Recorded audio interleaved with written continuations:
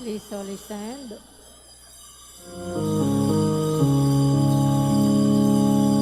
My soul rejoices in God my Savior. My spirit finds its joy in God the living God. My soul proclaims your mighty deeds. My spirit sings the greatness of your name. My soul rejoices in God my Savior. My spirit finds its joy in God the living God. In the name of the Father, and of the Son, and of the Holy Spirit. Amen. The Lord be with you. And with your spirit. My dear brothers and sisters, welcome to the shrine of Our Lady of the Rosary of Manaoag. Coming together as God's family, let us first acknowledge our sins and ask the Lord for pardon and strength.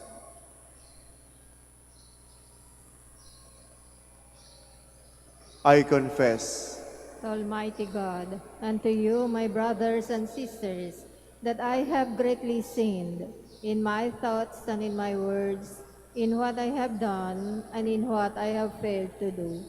Through my fault, through my fault, through my most grievous fault. Therefore I ask Blessed Mary, ever Virgin, all the angels and saints, and you, my brothers and sisters, to pray for me to the Lord our God. May Almighty God have mercy on us, forgive us our sins, and bring us to everlasting life. Amen. Lord, have mercy. Lord, have mercy. Christ, have mercy. Christ, have mercy. Lord, have mercy. Lord, have mercy. Glory to God in the highest. And on earth, peace to people of good will. We praise you, we bless you, we adore you, we glorify you. We give you thanks for your great glory. Lord God, Heavenly King, O God, Almighty Father, Lord Jesus Christ, only begotten Son, Lord God, Lamb of God, Son of the Father, you take away the sins of the world, have mercy on us. You take away the sins of the world, receive our prayer. You are seated at the right hand of the Father, have mercy on us. For you alone are the Holy One, you alone are the Lord, you alone are the Most High Jesus Christ, with the Holy Spirit, in the glory of God the Father. Amen. Let us pray. All Holy Father, in the wonder of your wisdom and love, you decreed that your Son should be born of a woman and subject to her guidance. Grant that we may enter more and more into the mystery of your incarnate Word, and with him lead a hidden life on earth until, escorted by his Virgin Mother, we may joyously enter your home in heaven. Through our Lord Jesus Christ, your Son, who lives and reigns with you in the unity of the Holy Spirit, God, forever and ever. Amen. Please be seated. A reading from the letter of Paul to the Galatians. Brothers and sisters, when the fullness of time had come, God sent his Son, born of a woman, born under the law, to ransom those under the law, so that we might receive adoption. As proof that you are children, God sent the Spirit of the Son into our hearts, crying out, Abba, Father. So you are no longer a slave, but a child. And if a child, then also an heir, through God. The word of the Lord. Thanks be to God. In you, O Lord, I have found my peace. In you, Lord, I have found my peace. Lord, my heart is not proud, nor are my eyes haughty. I do not busy myself with great matters, with things too sublime for me. In you, Lord, I have found my peace. Rather, I have stilled my soul, hushed it like a weaned child on its mother's lap. So is my soul within me. In you, Lord, I have found my peace. Israel, hope in the Lord, now and forever. In you, Lord, I have found my peace. Please stand.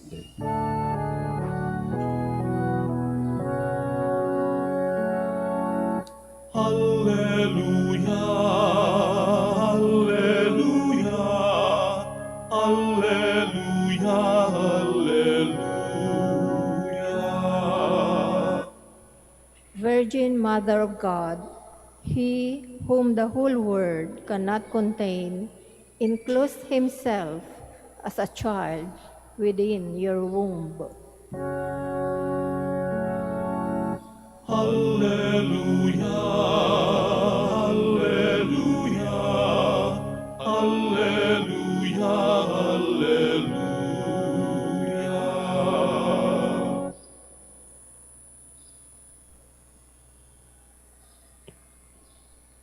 The Lord be with you. And with your spirit, A reading from the Holy Gospel according to Luke. glory to you, O Lord. Each year, Jesus' parents went to Jerusalem for the feast of Passover. And when Jesus was 12 years old, they went up according to festival custom. After they had completed its days, as they were returning, the boy Jesus remained behind in Jerusalem. But his parents did not know it. Thinking that Jesus was in the caravan, they journeyed for a day and looked for him among their relatives and acquaintances. But not finding him, they returned to Jerusalem to look for him. After 3 days, they found Jesus in the temple, sitting in the midst of the teachers, listening to them and asking them questions. And all who heard him were astounded at his understanding and his answers. When Jesus' parents saw him, they were astonished, and his mother said to him, "Son, why have you done this to us? Your father and I have been looking for you with great anxiety." And Jesus said to them, "Why were you looking for me? Did you not know that I must be in my Father's house?" But his parents did not understand what he said to them. Jesus went down with them and came to Nazareth and was obedient to them. And his mother kept all these things in her heart. And Jesus advanced in wisdom and age and favor before God and people. The Gospel of the Lord. Praise to you, Lord Jesus Christ. Please be seated.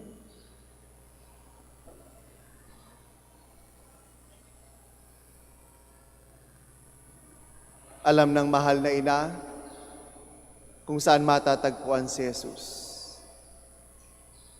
Alam niya kung saan makikita si Jesus. Palagay ko sa mga nanay dito, meron yung tinatawag na kutob tungkol sa anak. Siguro dahil sa ang anak ay galing sa sinapupunan ng ina. Siya ang nagpalaki sa kanyang anak. Kaya nga siguro para sa mga nanay, kapag halimbawa ang anak ay merong sakit na nararamdaman, hindi napapansin ng iba pero mapapansin ng nanay. Kapag ang isang anak ay namumroblema, Maring ibang tao sa paligid niya, kahit yung mga kaibigan niya, hindi mapapansin, pero mapapansin ng nanay. Sapagkat iba ang koneksyon ng nanay at anak. Kaya kung titignan natin, pagdating sa ugnayan ng ating mahal na ina at ni Jesus, malakas ang koneksyon, matibay ang ugnayan. Sapagkat ang ating mahal na ina ay hindi lang basta ina. Siya ay isang ina na banal, mabuti, at pinakamabuti. At ganoon din si Jesus. Siya ang Diyos, ang nag-iisang anak ng Diyos, ang napili upang tayo maligtas sa ating mga kasalanan. Pinakamabait, pinakabanal.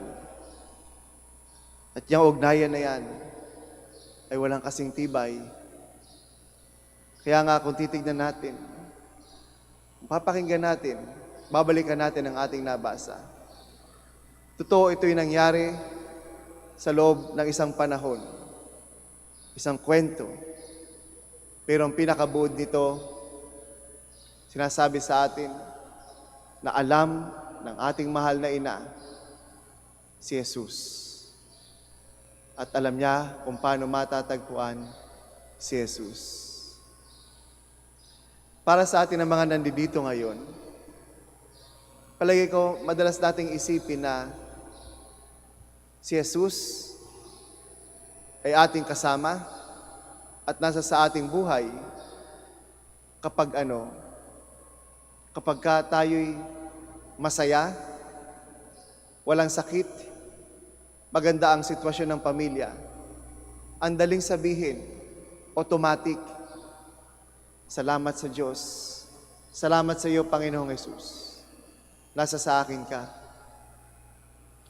Kapag tayo ay maayos sa ating trabaho, o siguro dun sa karera natin sa buhay, napakadaling sabihin, automatic, salamat sa iyo, Panginoong Hesus, sa mga blessing na ito.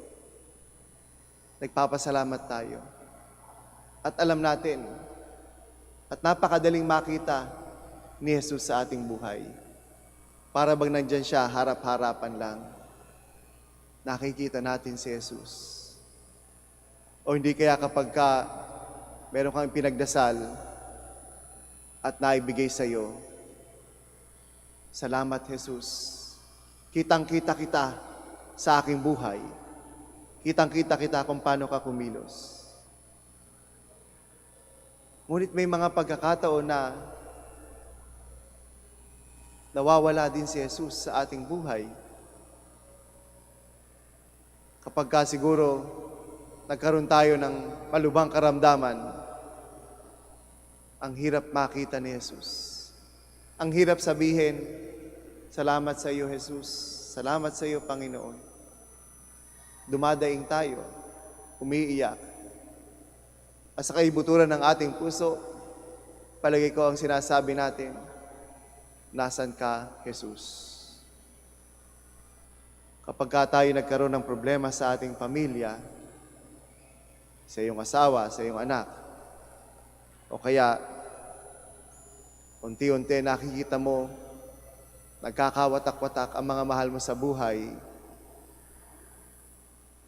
anong nasasabi natin? Nasan ka, Jesus? Bakit ka nawawala? Hindi kita makita. At kahit siguro sa anong dami ng dasal natin o anong dami ng luha natin, wari bang ang mga salita natin ay pumapatak sa tengang hindi nakikinig? Hindi nakikinig ang Diyos. At paulit-ulit nating sinasabi, nasan ka, Jesus? Ngayon ako'y nagdaranas ng hirap at sakit sa buhay. Alam niyo mga kapatid,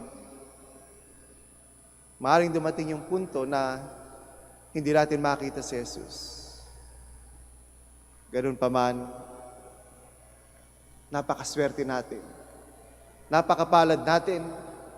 Tayo mga nandito at nagpunta ngayon sa Manaoag. Napakapalad natin. Tayo na mga Katoliko sapagkat nandiyan ang ating mahal na ina. At oras na tayo ay tumawag sa Kanya, sasabihin natin, mahal na ina, hindi ko makita si Jesus sa aking buhay. Tutulungan niya tayo, aakayin niya tayo na makita ang Kanyang anak. Aakayin at aakayin tayo ng ating mahal na ina.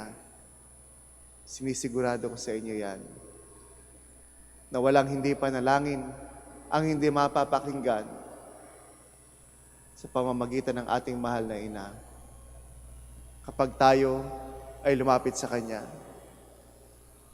Kaya nga kahit na dumating yung panahon o yung punto na ang hirap makakita, ang hirap makita ng Diyos, hindi natin makita si Jesus sapagkat puno na ng luha ang ating mga mata.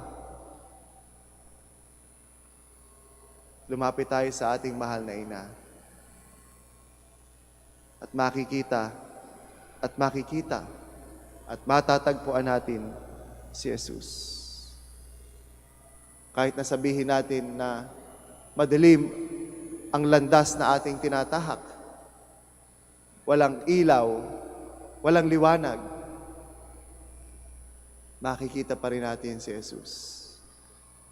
Nandiyan ang ating mahal na ina, tutulungan tayong matagpuan siya. Kahit na sabihin natin na ang ating buhay, unti-unting nawawala sa ating pagkakakapit, na para bang, ba't nagkakaganito ang buhay ko? Ang ating mahal na ina, makikita natin at matatagpuan pa rin natin si Jesus. At yung mga kapatid ang tinatawag na pananampalataya. Sapagkat ang pananampalataya ay talagang maipapamalas at maisa sa buhay sa mga panahon na tayo nasa kadiliman. At sa gitna ng kadiliman na yan, nasasabi natin na nandiyan pa rin si Jesus at matatagpuan pa natin si Jesus. At yan mga kapatid, ang ating malaking pagpapala sapagkat kasama natin ang ating mahal na ina. Kasama natin siya, aakayin tayo, tutulungan tayo na matagpuan lagi si Jesus sa mga panahon na ang hirap niyang makita.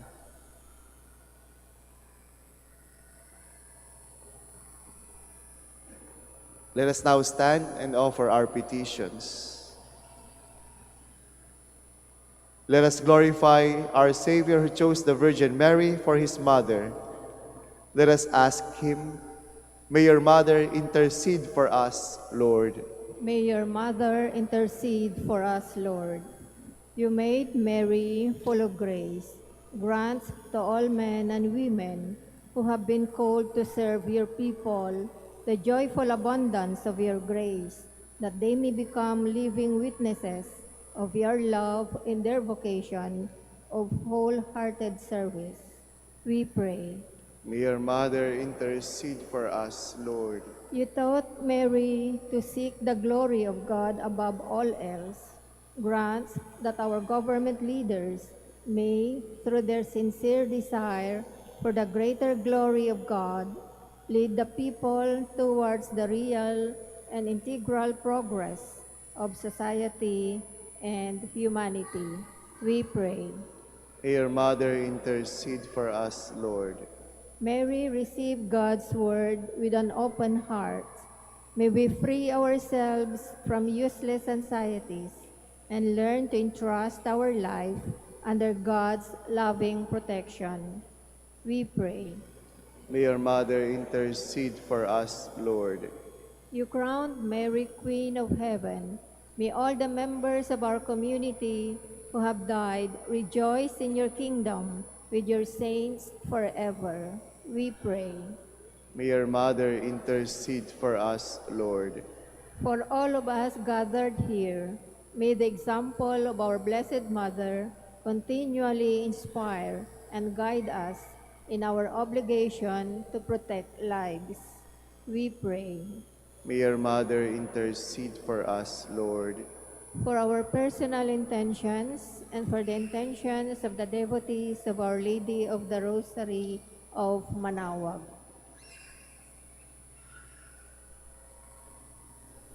We pray. May your Mother intercede for us, Lord. All-powerful God, we rejoice in the protection of the Holy Virgin Mary. May her prayers help to free us from all evils here on earth and lead us to eternal joy in heaven. Grant this through Christ our Lord. Amen. Please be seated.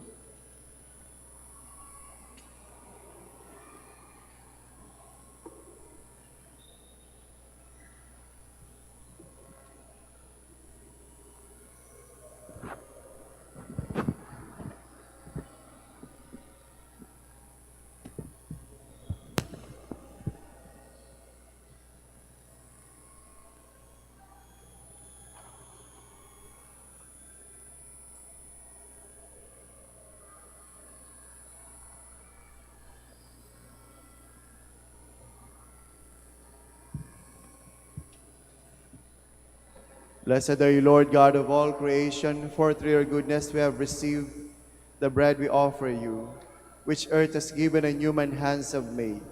It will become for us the bread of life. Blessed be God forever.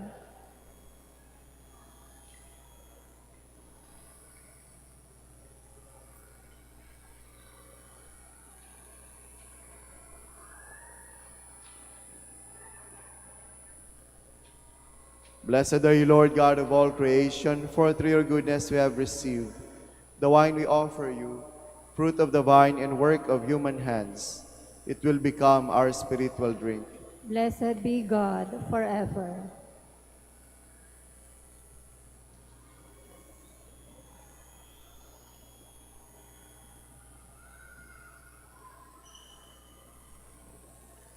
Please all stand.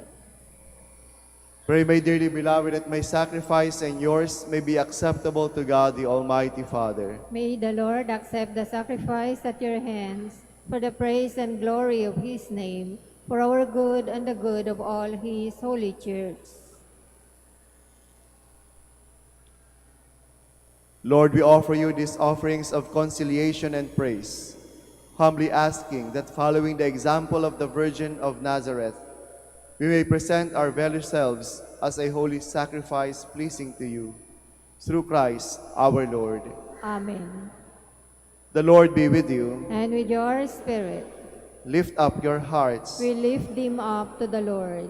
Let us give thanks to the Lord our God. It is right and just.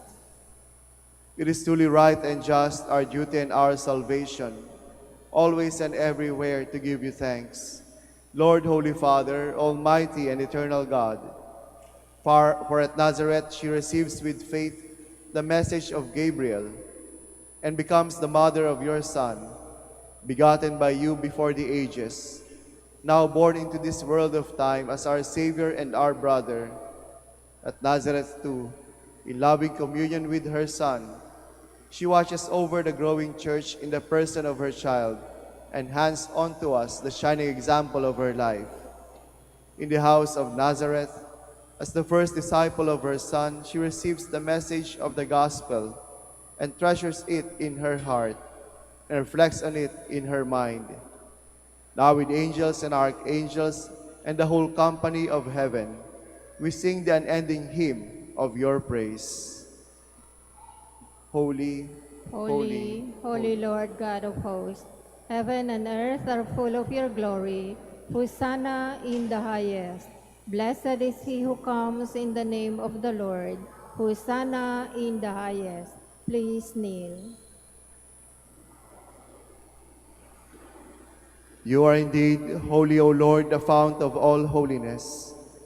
Make holy therefore these gifts, we pray, by sending down your Spirit upon them like the dewfall, so that they may become for us the body and blood of our Lord Jesus Christ. At the time he was betrayed and entered willingly into his passion, he took bread and giving thanks, broke it, and gave it to his disciples, saying, "Take this, all of you, and eat of it, for this is my body, which will be given up for you."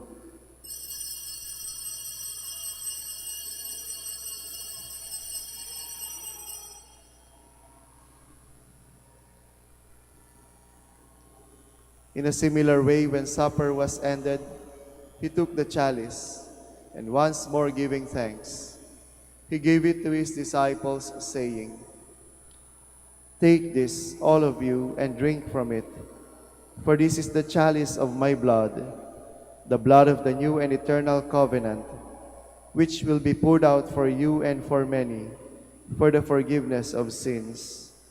Do this in memory of me."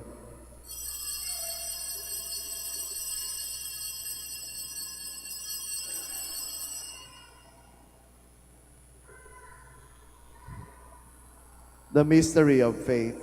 When we eat this bread and drink this cup, we proclaim your death, O Lord, until you come again. Therefore, as we celebrate the memorial of his death and resurrection, we offer you, Lord, the bread of life and the chalice of salvation, giving thanks that you have held us worthy to be in your presence and minister to you. Humbly we pray that partaking of the body and blood of Christ, we may be gathered into one by the Holy Spirit. Remember, Lord, your church spread throughout the world, and bring her to the fullness of charity, together with Francis, our Pope, and Socrates, our Bishop, and all the clergy. Remember also our brothers and sisters who have fallen asleep in the hope of the resurrection, and all who have died in your mercy. Welcome them into the light of your face. Have mercy on us all, we pray, that with the Blessed Virgin Mary, Mother of God, Saint Joseph, her spouse, with the blessed apostles, Saint Padre Pio, and all the saints who have pleased you throughout the ages, we may merit to be co-heirs to eternal life, and may praise and glorify you through your Son, Jesus Christ. Through him, and with him, and in him, O God, Almighty Father, in the unity of the Holy Spirit, all glory and honor is yours, forever and ever. Amen. Please stand. Let us pray the Lord's Prayer. Our Father, O art in heaven, hallowed be thy name. Thy kingdom come, thy will be done on earth as it is in heaven. Give us this day our daily bread, and forgive us our trespasses, as we forgive those who trespass against us. And lead us not into temptation, but deliver us from evil. deliver us, Lord, we pray, from every evil.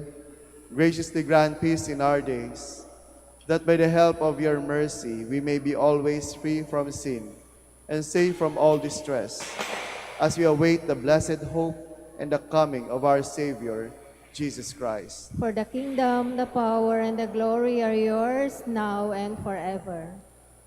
Lord Jesus Christ, who said to your apostles, "Peace I leave you, my peace I give you," look not on our sins, but on the faith of your church, and graciously grant her peace and unity in accordance with your will, who live and reign forever and ever. Amen. The peace of the Lord be with you always. And with your spirit. Let us offer each other the sign of peace.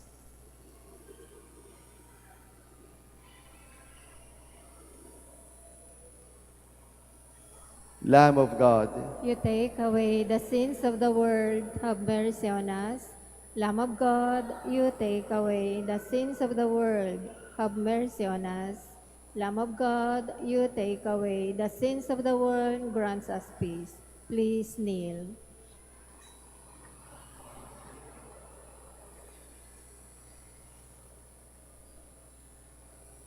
Behold Jesus, the Son of Mary. He is the Lamb of God who takes away the sins of the world. Blessed are those who are called to the supper of the Lamb. Lord, I am not worthy that you should enter under my roof, but only say the word, and my soul shall be healed.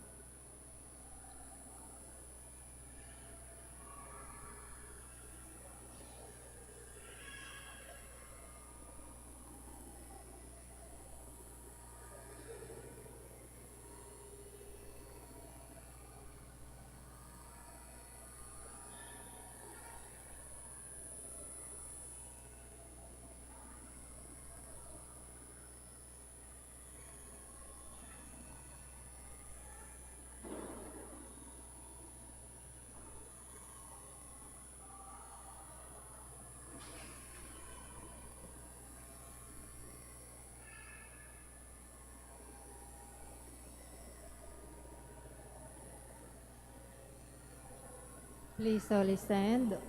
Let us pray.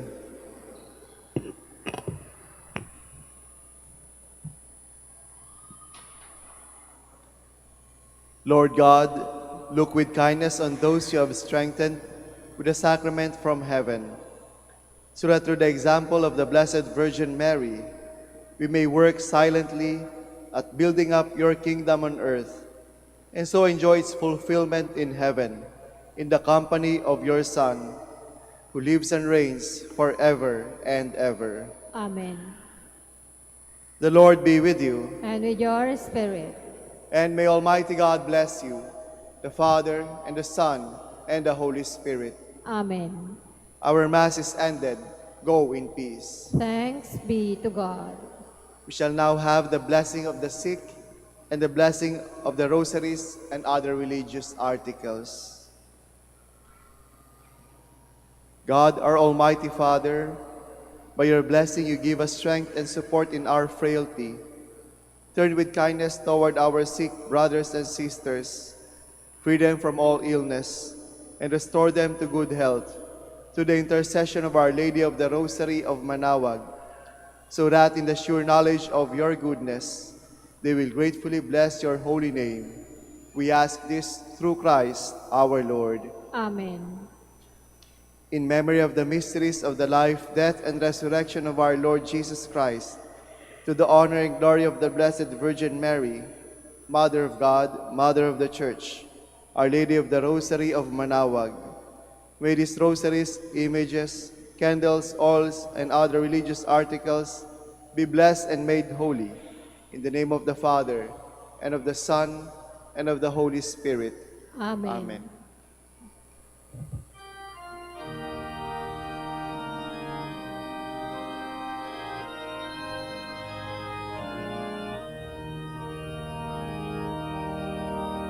O Ina ng Manaoag, kami ay dinggin mo sa anak mong si Kristo, bayan ay ilapit mo. Ave, Ave, Ave Maria, Ave, Ave Maria. Tawag mo'y lagi namin diringgit susundin, upang puso'y baguhin at si Kristo'y sambahin. Ave, Ave, Ave Maria, Ave, Ave, Ave Maria. Kailanman ang rosaryo'y ami-alay sa'yo, sa lahat ng pagsubok kami ay ingatan mo. Ave, Ave, Ave Maria, Ave,